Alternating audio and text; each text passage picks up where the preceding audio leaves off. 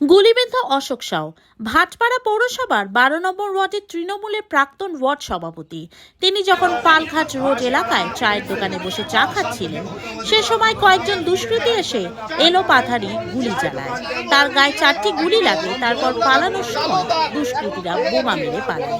ঘটনাস্থলে একটি বোমা পড়ে থাকায় সেখান থেকে বোমাটি উদ্ধার করে পুলিশ।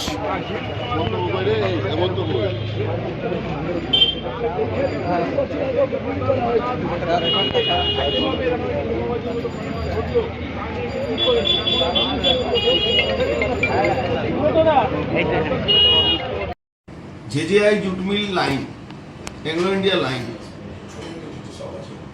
তারপরে আপনার ওই তিনসুতিয়া লাইন, যে এগ্রো ইন্ডিয়া জেহাদিদের ক্রিমিনালদের একটা আড্ডা হয়। সেখানে হিরোইন বিক্রি থেকে নিয়ে একটা মানুষ যদি যে ওখানে যে পুলিশ লাইনে থাকে 1 ঘন্টা 2 ঘন্টার জন্য 3 ঘন্টার জন্য ডিউটিতে গেলে তার ঘরটা কেড়ে নেয়, লুট করে নেয়। ঘর দিতে গেলে আবার ওকে পয়সা দিতে হয়। ভুরি ভুরি কমপ্লেন আছে।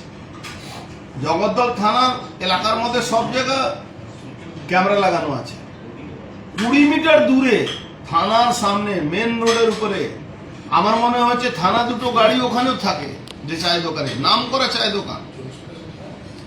তৃণমূলের অফিস আছে ওখানে, তৃণমূলের সভাপতি আছে নাকি ও।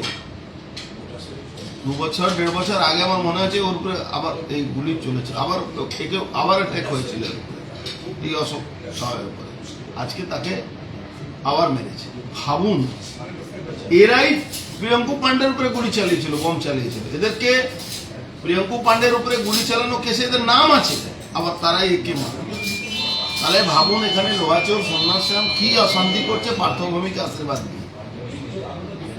পার্থভৌমিক লোহাচোর টাকা তুলে পার্থভৌমির সাথে পৌঁছায়, পার্থভৌমিক দিয়ে অভিষেক ব্যানার্জির কাছে টাকা পৌঁছায়। এই পুরো টাকা নেক্সাস পুলিশ আর তৃণমূল কংগ্রেস আর এরা এই নেক্সাসের মধ্যে এই ঘটনাগুলো ঘটেছে।